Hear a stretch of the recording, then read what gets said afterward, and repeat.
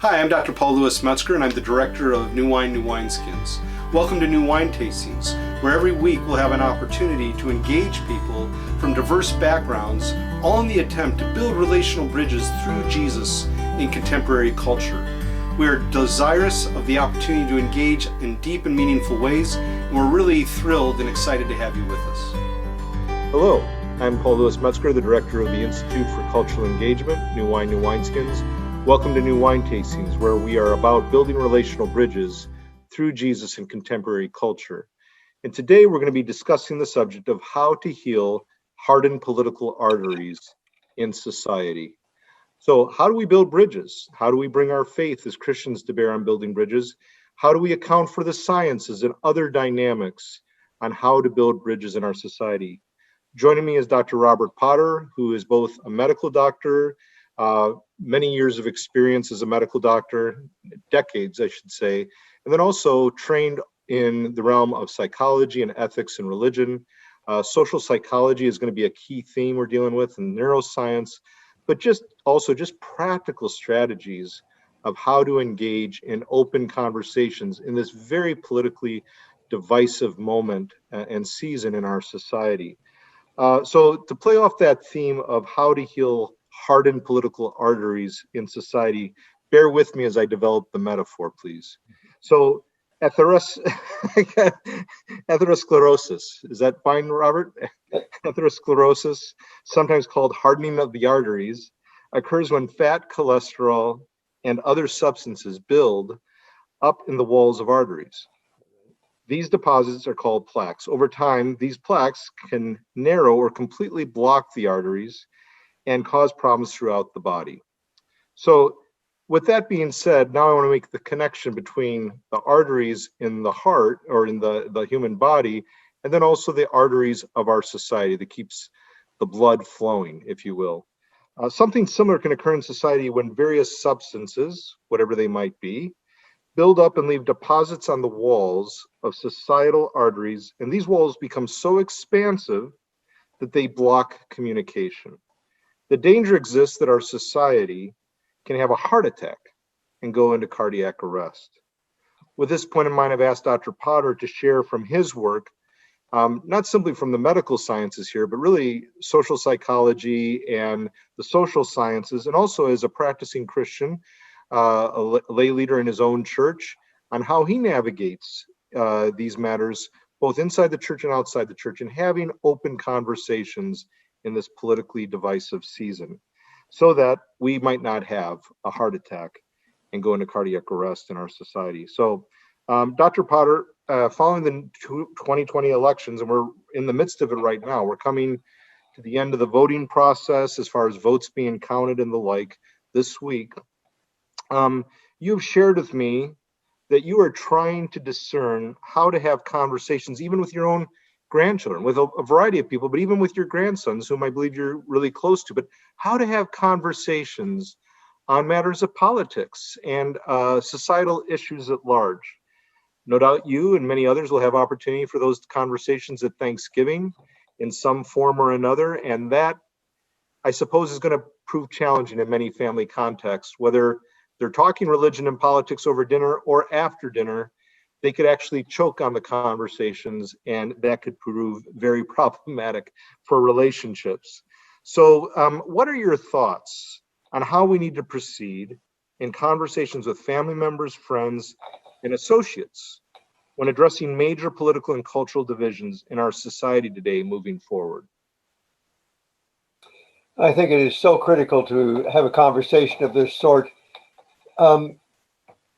I was raised in a situation in which there were differences of opinion, and I can remember many gatherings at a supper table with relatives where we didn't discuss politics or religion, either one, for fear of ending up throwing food at one another, I suppose, to be the biggest threat. But so I wasn't really skilled in dealing with differences. But as I got into thinking about ethics in medicine, and 30 years ago became educated in that area, and then began to do ethics consultations, both in Kansas City, where I was working, and around the country, what I realized was this: ethics is dealing with the conflict of values.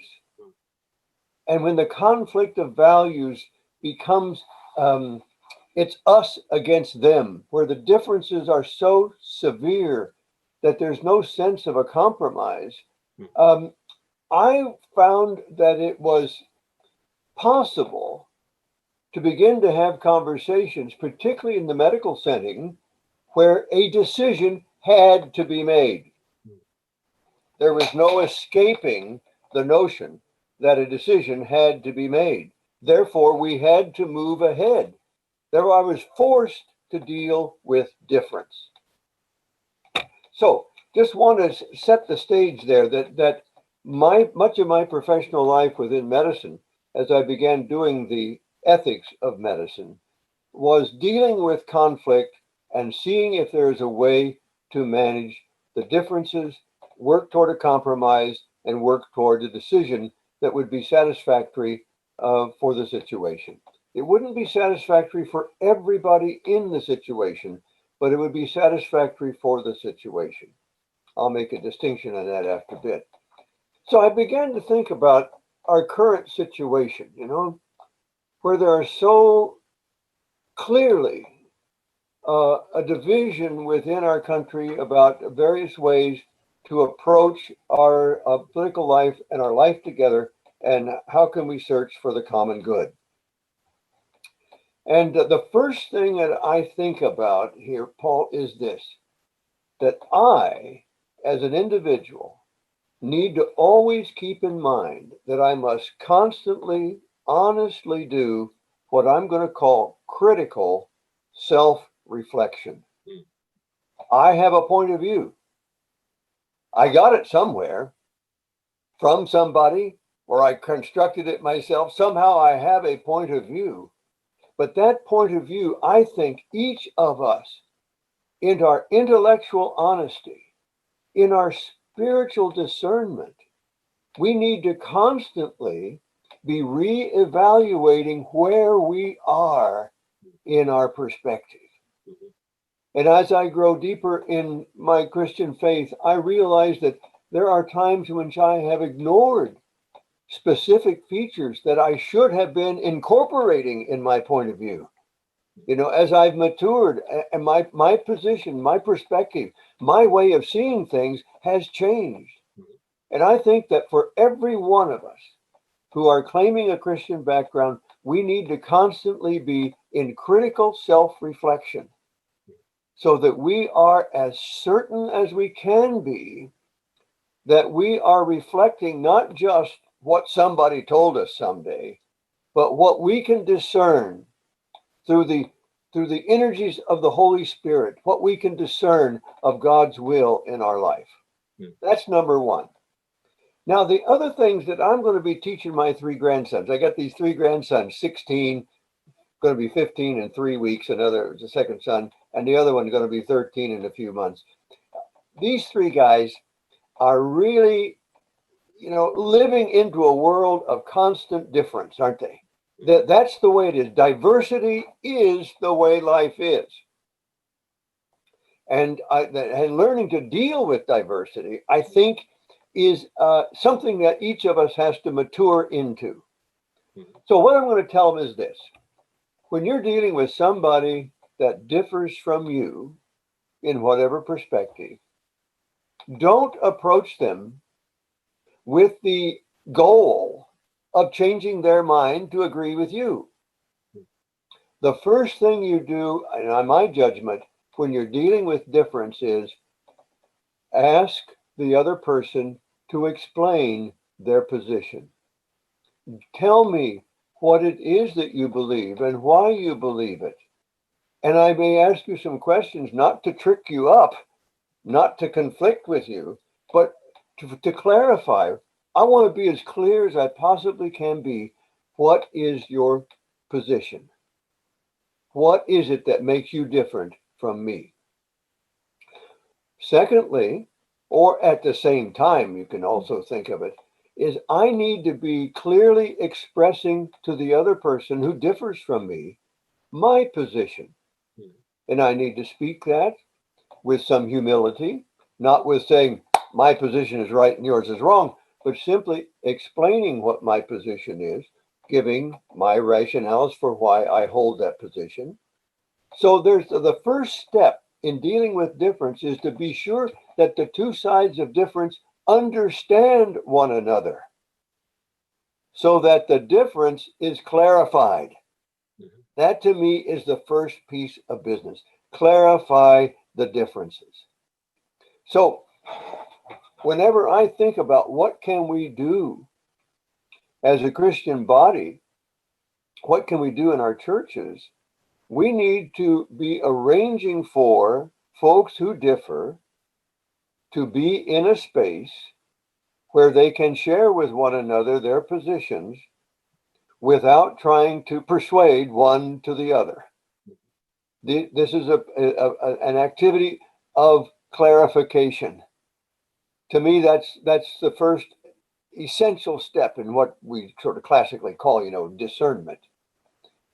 Could we pause at Being this clear point? about what one another understands. Does that make sense to you, Paul? It does. I just want to hit the pause button for just 1 second or two. So you talked about a critical self-awareness at first, right? Critical self-awareness. And now we're talking about, as we enter into conversations, to pursue clarity, right? That's the second stage. Yeah. In terms of asking someone what it is that you maintain and why, and let me share what it is I maintain and why. So first off, critical self-examination. Do I have a sense of humility that I might not understand everything? I might be wrong at points. So that as I enter into conversation, it really becomes an open conversation. Then we ask, what is it that you maintain? Why is it that you hold that? And let me share the same for that sake of clarification on positions. And I think that both points are extremely important. I think when we bypass 1 and 2, we've already, in a sense, shut down discourse and the arteries of our discourse and for our society, which is bound up with civic discourse. They're getting narrower and narrower. It's going to get narrower and narrower, right. And then we're going to have something moving toward potential cardiac arrests in our society. And so I just want to say, too, for our viewers and our listeners, that Dr. Potter was a national leader. I think of him still as a national leader in the area of palliative care. So he was working on major decisions of end-of-life care where there wasn't much time at times to make these decisions. And so people had to be very alert and to be very alert to all the different pieces in the conversation of all the respective stakeholders, shall we say, in this matter. And so matter of end-of-life care. And so I think that has a bearing, because some are saying our society might be on the borders of end of life. And I don't want to be so dramatic, but societies are very fragile, especially democratic societies. They're very fragile, of the people, by the people, for the people, as Lincoln and others have said. So take us to the third point that you wish to share. Yeah. The third point is, once we understand one another, and I love what you said about that being open conversation, open dialogue. Once we understand one another, then we need to search about where is it that we could work together towards some common goal. I think that is searching for a common goal that we could cooperate in, agree to and cooperate in, is important. So often nowadays we feel like there is nothing to agree on. Or if we're going to agree, we're going to have to you choose the dirty word, compromise. Yes. Well, I don't think it's a dirty word. I think compromise ought to be thought of as not I'm giving up something so I can get something from you.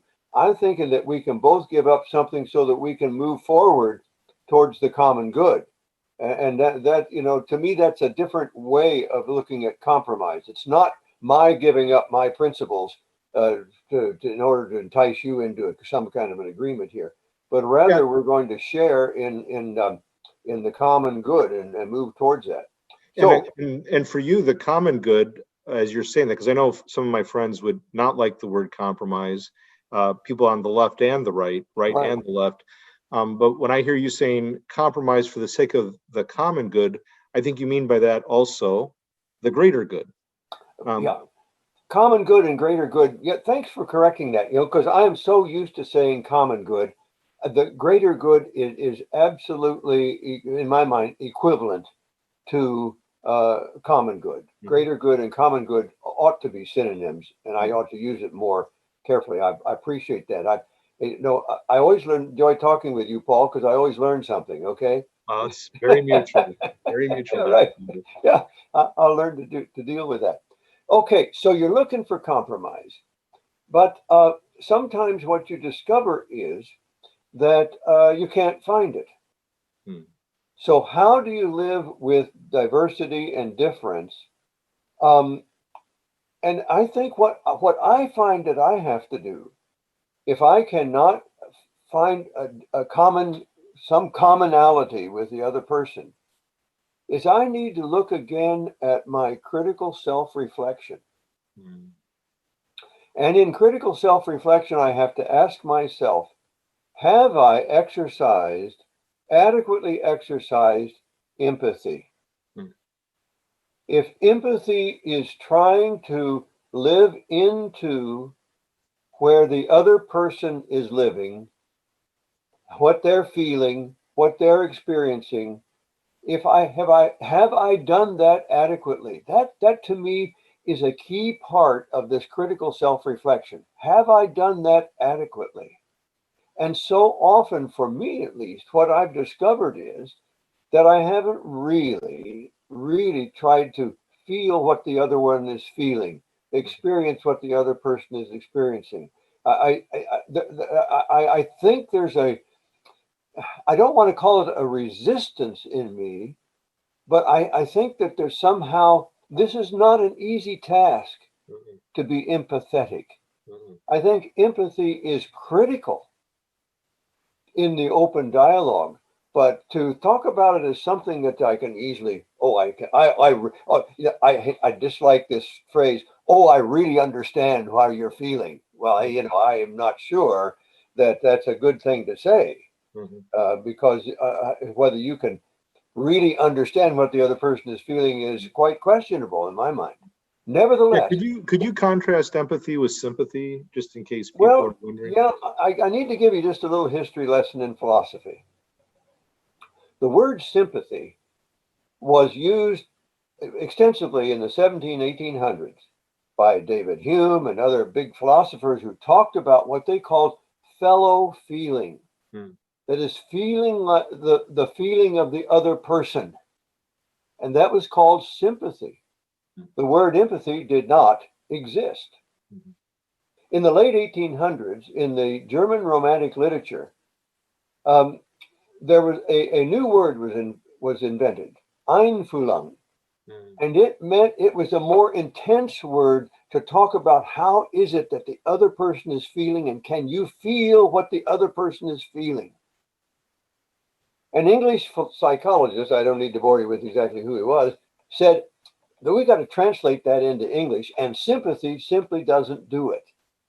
We need to invent a new word. So he invented the word by taking two Greek pieces, a prefix em, and the suffix pathe, which means to suffer, and to suffer with the other. It's the Greek version of compassion, which is from the Latin in English, which means to suffer with the other. So empathy and compassion and Einfühlung are all equally words in history. On the other hand, throughout the 20th century, there was an effort to distinguish sympathy from empathy. That sympathy was now having pity on the other person rather than participating in their suffering. And that distinction has led to a lot of folks wanting to make a difference between the two words.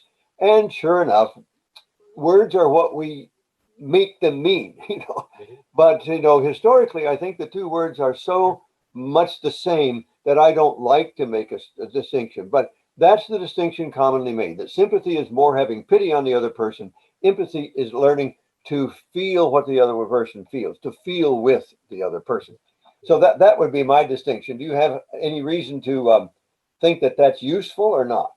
Well, it is in the sense that not only are you dealing with the etymology and the evolution of the terms and the like, but and also how we use them in context. But the main point, the main takeaway is it's not, regardless of the connection between sympathy and empathy.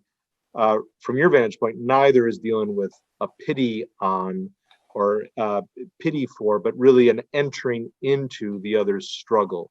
Yeah. And I think that's the key. And if we haven't sensed a connection between ourselves and the other party, or vice versa, that they haven't, there's a sense in which we really haven't entered into even the conversation enough. So I think that that's all bound up with what I hear you're after. Well, Robert, you've spoken about the importance of empathy, and it reminds me of a conversation or an interview that was done with Jonathan Haidt, or Haidt, as he pronounces it, and I guess I should pronounce it that way too. But Jonathan Haidt, the social psychologist, who for a TED Talk back in 2016, around the same time as we're in now, but 4 years ago, was talking about the need for empathy. As a social psychologist, he was discussing it in terms of our political season then, and bringing to bear his discussion in The Righteous Mind on moral intuitions. And I'd ask that you could speak to that, because he said, we have a culture where the other side is either disgusting or despicable or deplorable, whichever way it's coming, both sides, and a lack of empathy, a lack of really trying to have self-criticism, you might say, and clarity of conversation, trying to understand. Speak to Jonathan Haidt's work, if you would, please. Jonathan Haidt did a great service for us. He and his team did a tremendous amount of social research. He reports 300,000 interviews to come up with what he called the 6 primary patterns of behavior, of value systems within our minds that humans hold to. He called them the 6 moral intuitions. He called them intuitions because he demonstrated that they really are more emotions than they are reasonably thought out. That doesn't make them unreasonable or irrational, but it means that they are based in emotion. And that we see that, don't we? We see that in our current political process, that people act more out of emotion than they do out of carefully reasoned arguments for or against a certain position. Or at least that's the way I experienced it, at least. So he came up with these 6 moral intuitions, and they're very important to take a look at them. I always have to read this because I never can remember the 6 in order. And the first is care for other people, to avoid harm to other people, to have compassion for other people. That's a value that almost all of us can share. The second is fairness, that is treating people with equity, proportionality, with sharing broadly with other people. The third is liberty, the ability to express oneself rather than to be oppressed. The fourth is authority, that is respecting leaders and the rules of the game and law and order. The fifth is loyalty to the group of which you are a part. So if you identify with a certain group of people, you're going to be loyal to the values of that group of people. The sixth is sanctity, where you are respecting that which is sacred. An example would be respecting the American flag as an example. All 6 of those moral intuitions, all of us to one degree or another can say yes to, and his point was that we all hold to those to one degree or another. But the more liberal person seems to be more attached to the first 3 of care, fairness, and liberty. And more conservative people tend to be more attached to authority, to loyalty and sanctity. but that we all share these values, but one with more with another. So, his point was we need to understand what's going on with our differences. Our differences are not built into altogether different value systems. They're value systems that we hold in common, but one side is going to hold one portion more than another. And it's that balance that we need to be looking for. I find that enlightening.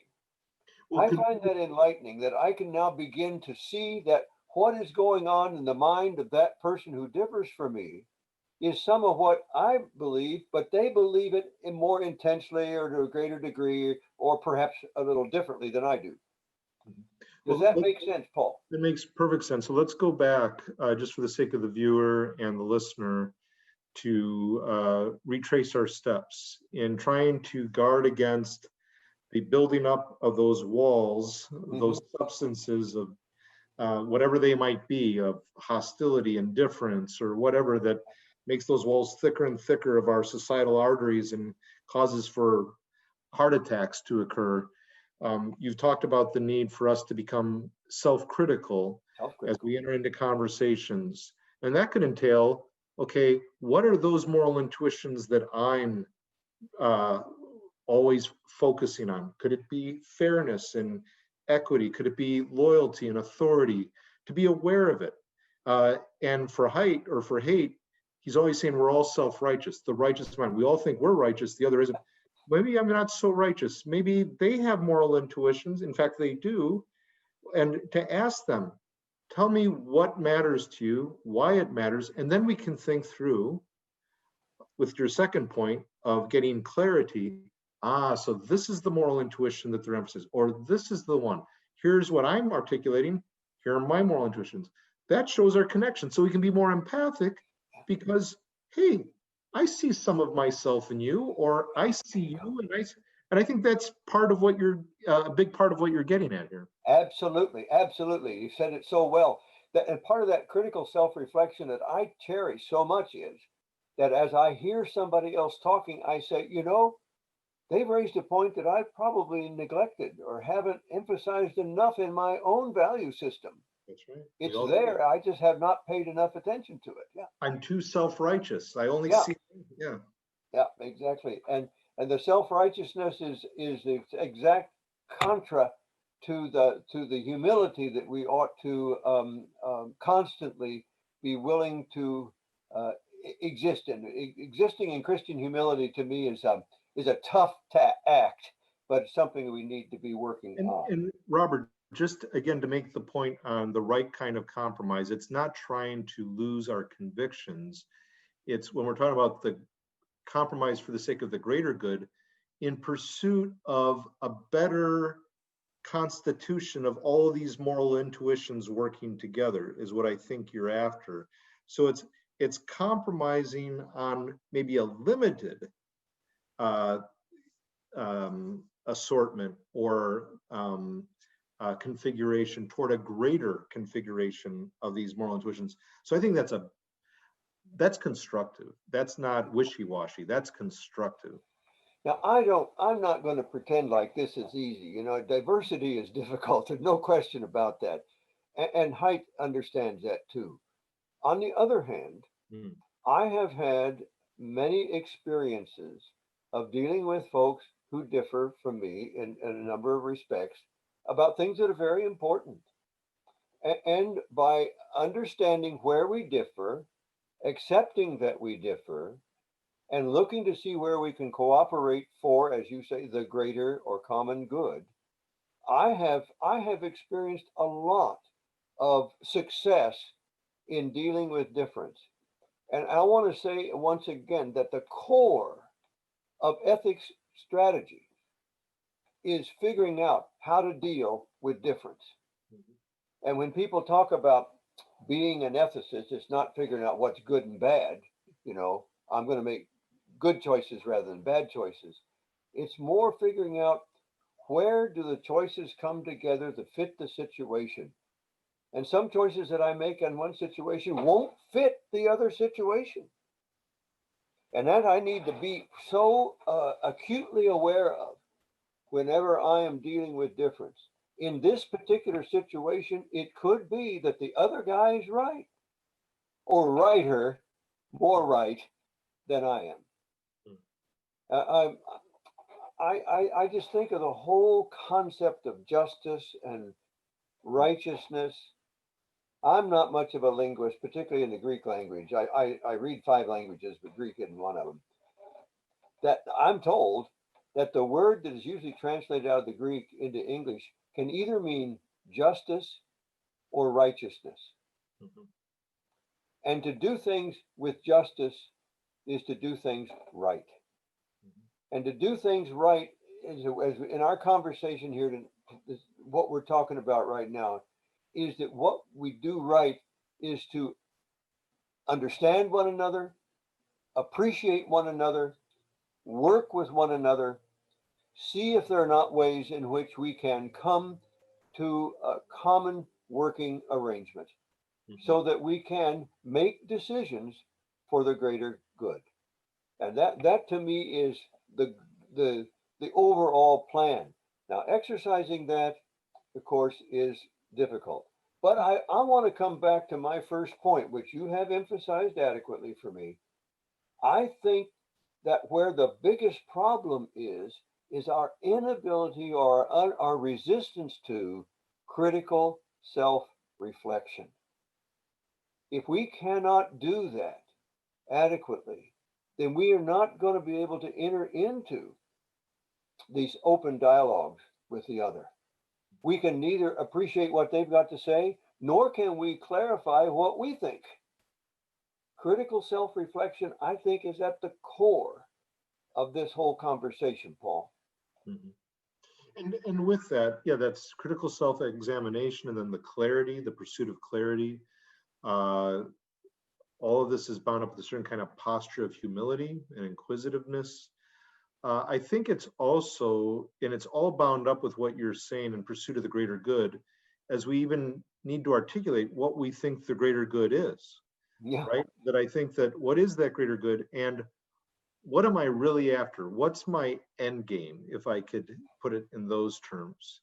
What is my end game? When I talk about critical self-examination, maybe my end game isn't really about the greater good. If I do critical self-examination, if it's about me winning and winning at all costs, that's not good at all. That's not the greater good. That's just my good. And I think critical self-examination helps us in that. What am I after? What's my end game? Mm-hmm. Do I really, like you were saying, if we don't deal with critical self-examination, and if we're trying at the outset to just convince the other party, and I've been in those conversations, I've probably been guilty of it, and I know others have been guilty of it because I can feel it, that they're not really interested in knowing what I think. They just want to convince me otherwise, and I feel used. I don't even feel like a conversation partner, and I'm sure I've done the same thing. I know it. Yeah. And so what's the end game? And I think part of what you're after, if we talk about different ethical constructs, I mean, call it virtue ethics, the way in which we pursue discourse. Because for you as a medical doctor by trade and background, and as a social psychologist as well, you're about being a good doctor, both in terms of your understanding of the discipline, how to apply it, but also a good bedside manner. Do you really care for the patient? Treating the patient properly. Yeah. Exactly. The person who's a patient, right? Yeah. And so you're after, in some ways, I think, Robert, what I think you're ultimately after is not you succeeding, but like an end of the life care situation, end of life care, the most important person here in this situation is the person who's near the end of life. That's right. And I'm just going to extend it again metaphorically. And I'm not saying we're at the end of our society, but democracy is a very fragile instrument. And I'm a big fan of Lincoln. I study Lincoln. And you look at him, you look at King, the democratic experiment, it was very fragile, both in the 1860s and the 1960s. Mm-hmm. And how they were after pursuing the better angels of our nature, the beloved community, to use King's language. We need to ask ourselves, our society is in a difficult situation, no matter where you're coming from, left and right, right and left. We're in a very delicate, difficult situation. We could be at the end of life care if we don't watch it, with this situation, not to be melodramatic. And I think, do I come to the situation to think our democracy is the patient here? Can I say that even? Can I use that metaphor here? Mm-hmm. That the patient here is our democracy, which is the greater good. A society that's governed by the people, for the people, et cetera, et cetera. And I think what you're getting at with critical self-examination, clarity of their position, my position, in pursuit of empathy, using empathy to get at the greater good. I think that's incredibly important for all of us if we're going to be ethical in our engagement with one another. Well, Paul, I think it's important as I'm teaching these 3 grandsons, but or when we meet for Thanksgiving dinner, which we may or may not, and with the COVID as it is. But I think it's where the church needs to refocus its efforts. It needs to refocus its activity so that rather than dividing up into camps where we all talk to one another out of the same set of languages, but we look for opportunities to get together with those with whom we disagree, with whom we have difference, and learn how to explore the difference, learn the joy of what can happen when people who differ learn to appreciate one another.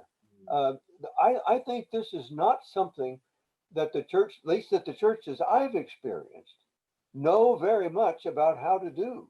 And I think this is something where you, in your seminary educational professional role, you need to be encouraging those who are your students to learn how to deal with diversity, rather than preach the word to those who agree with you, kind of thing. You need to know, how can we deal with this? I'm just so energetic about that. I don't know quite what to do with it. But I think that's where the church needs to be refocusing. As we come back together after this COVID thing, we're going to want to gather with those with whom we agree and love one another and shake one another's hand and embrace one another and all of that. And that will be good. That's important for human relations. But as you point out, we are in the middle of human relations that are not reconciled. And whereas we have in the church a ministry of reconciliation, according to Corinthians, a ministry of reconciliation, we need to find a way to exercise that ministry of reconciliation, which means bringing people who differ together so they can understand one another and seek ways to find the greater common good. Absolutely. Absolutely. And I think a lot of viewers and listeners would say, hey, it would really be cool to have Thanksgiving dinner with Dr. Potter, because I think, even though in some cases he may be very older than I think he really would be a really good conversation partner and would really be interested in what I have to say. One of my students said just the other day, my parents and I, we just are not willing to compromise in our conversations. We're not willing to really engage one another. We're not meeting one another in the middle, or whatever the case might be. And I think those generational differences are getting stronger and stronger, cultural differences alike. And, we've got to deal with how to heal the hardened political arteries in our societies and the like. And this is so critically important. Okay, we need to get over what we called 20, 30 years ago, the culture wars. Mm-hmm. Those Absolutely. who differ from us are not our enemies. Yeah. Yes, love our enemies. Jesus Love our enemies. Jesus was right. I believe it. And that's where we need to go. Long-suffering love. And that's hard, but that is, like you say, where we need to go. Dr. Robert Potter, thank you for joining me for New Wine Tastings, as we've dealt with today, again, how to heal hardened political arteries in our society. One of the most important things we can be about, we need to be about it. I need to grow in this domain. Join us as we continue to reflect and engage on challenging subjects at New Wine. Blessings to you, all of you, in your own domains, wherever you place yourselves, politically, culturally.